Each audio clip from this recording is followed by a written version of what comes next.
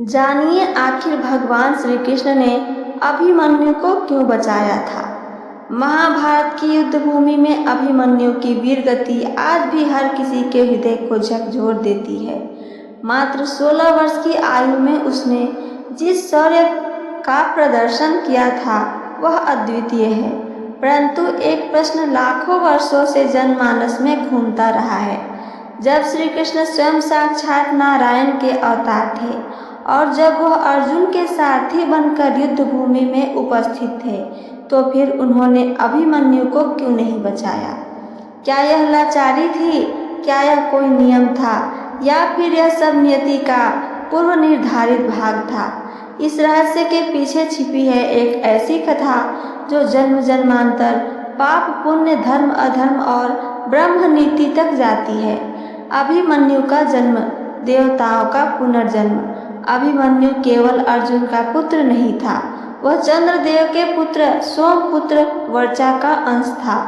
चंद्रदेव ने अपने पुत्र वर्चा को पृथ्वी पर भेजने से पहले यह शर्त रखी थी, मेरा पुत्र तभी पृथ्वी पर जन्म लेगा जब उसका जीवन अल्प होगा, परंतु मृत्यु अत्यंत गौरवशाली होगी। व्यास जी के अनुसार श्री कृष्ण स्वयं जानते थे कि अभिमन्यु इस संसार में किसी विशेष उद्देश्य से जन्म लेने वाला है। गर्भ में प्राप्त ज्ञान, चक्रव्यूह का रहस्य। जब अभिमन्यु माता सुभद्रा के गर्भ में था, तब श्री कृष्ण ने एक बार चक्रव्यूह तोड़ने की पूरी विद्या सुभद्रा को सुनाई। गर्भस्थ अभिमन्यु वह ज्ञान सुन रहा था, परंतु कथा अधूरी रह गई। जैसे ही श्री कृष्ण द्वारका से अर्जुन के पास लौटे, वे कथा रोक बैठे और यहीं से भविष्य का बीज बोया गया। अभिमन्यु को चक्रव्यूह में प्रवेश करने का ज्ञान तो था, परंतु उससे निकलने की विधि नहीं थी। महाभारत युद्ध का 7वां दिन, युद्ध की करवटें, महाभारत के युद्ध का 13वां दिन इतिहास में विशेष है। उस दिन कौरवों ने चक्रव्यूह रचा, जिसका नेतृत्व द्रोणाचार्य ने किया। अर्जुन को छल से चक्रव्यूह से दूर भेजा गया था। अब चक्रव्यूह तोड़ने का साहस केवल एक ही योद्धा में था, अभिमन्यु। भीम, युधिष्ठिर, नकुल, सहदेव, कोई भी चक्रव्यूह नहीं तोड़ सकता था। और तब मात्र 16 वर्षीय अभिमन्यु युद्ध भूमि में गर्जना करता था, यदि मेरा पिता अर्जुन इस समय यहाँ नहीं है तो मैं यह चक्रव्यूह तोड़ूंगा। श्री कृष्ण की चुप्पी, मौन में छिपी ब्रह्म नीति। जब अभिमन्यु युद्ध भूमि में चक्रव्यूह तोड़ कर घुसा, तब श्री कृष्ण मौन थे। उन्होंने रोका नहीं, उन्होंने सहायता नहीं की, उन्होंने कोई चमत्कार नहीं किया। यह मौन ही वह रहस्य है जिसने आने वाले युगों के लिए एक प्रश्न छोड़ दिया था। कई बार धर्मराज युधिष्ठिर ने भी श्री कृष्ण से यही प्रश्न पूछा था, हे माधव, जब आप सब कुछ जानते हैं, तब आपने अभिमन्यु को मरने क्यों दिया था। श्री कृष्ण तब मौन रहे, परंतु युद्ध के बाद उन्होंने इसका उत्तर दिया। श्री कृष्ण का उत्तर, कर्म, विधि और दोष। महाभारत के युद्ध के बाद जब अश्वत्थामा के द्वारा उत्तरा के गर्भ पर ब्रह्मास्त्र छोड़ा गया और श्री कृष्ण ने उस गर्भ की रक्षा की, तब सुभद्रा ने आंसुओं में डूबी हुई वाणी में श्री कृष्ण से कहा, भैया, जब आपने मेरे अजन्मे पौत्र की रक्षा की तो अभिमन्यु को क्यों नहीं बचाया। फिर श्री कृष्ण बोलते हैं, बहन, यदि मैं अभिमन्यु को बचा लेता तो धर्म की रक्षा नहीं हो पाती। युद्ध में प्रत्येक योद्धा को अपने कर्म का फल भुगतना होता है। उन्होंने आगे कहा, अभिमन्यु की मृत्यु धर्म का एक हिस्सा थी, जो भविष्य में अधर्म के विनाश की नींव रचने वाला था। अधर्म के विनाश की भूमिका थी अभिमन्यु की मृत्यु। अभिमन्यु की मृत्यु ने 5 महावीरों के भीतर ज्वाला भर दी थी, भीम, युधिष्ठिर, नकुल, सहदेव और अर्जुन। इसने अर्जुन के हृदय में प्रतिशोध की ऐसी आग जलाई जिसने जयद्रथ को मारने की प्रतिज्ञा करवाई।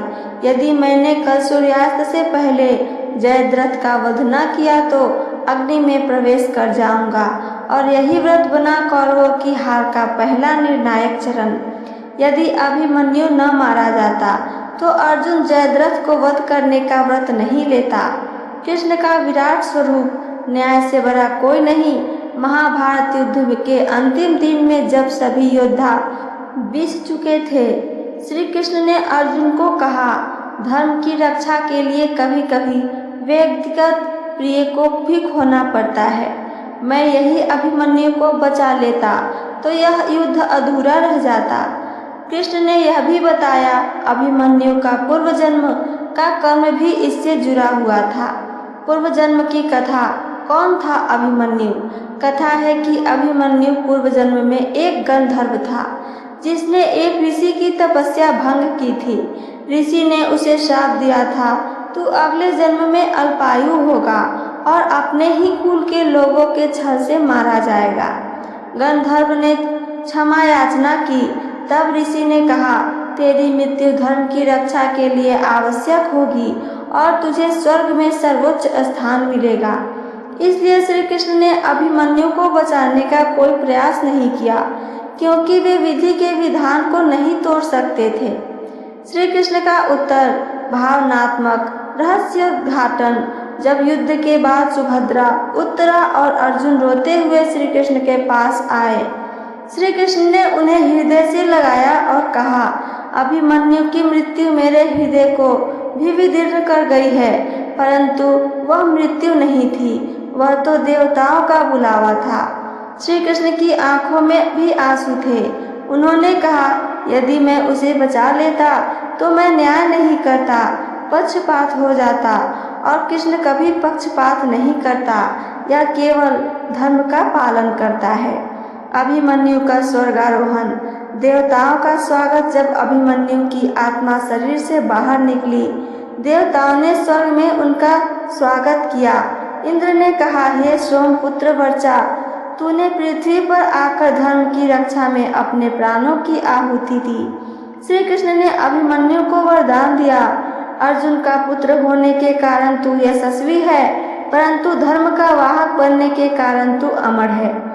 इन सब का निष्कर्ष क्या है, आइए आगे सुनते हैं। श्री कृष्ण ने अभिमन्यु को इसलिए नहीं बचाया क्योंकि वह युद्ध की नीति के विरुद्ध होता, क्योंकि वह पक्षपात होता, क्योंकि वह कर्मफल को लगाता होता, क्योंकि वह धर्म की नींव को हिला देता, क्योंकि हर जन्म में आत्मा को अपने पथ पर चलना होता है, और क्योंकि अभिमन्यु की मृत्यु ही विजय की भूमिका थी। इन सब का अंतिम संदेश क्या है, आइए आगे वो भी जानते हैं। अभिमन्यु मरा नहीं था, वह तो अमर हुआ था। कृष्ण ने उसे नहीं बचाया क्योंकि वे उसे साक्षात अमृत देना चाहते थे, धर्म की अमरता में विलीन कर देना चाहते थे। तो ये थी मेरी महाभारत से ली हुई कथा और इससे जुड़ी जानकारी। मेरी कथा आप सबको पसंद आई हो तो चैनल को सब्सक्राइब करके वीडियो को लाइक करना ना भूलें। साथ साथ अपना एक प्यारा सा कमेंट करके हमें ज़रूर बताइए। सुनने के लिए धन्यवाद। जय श्री कृष्ण। राधे राधे।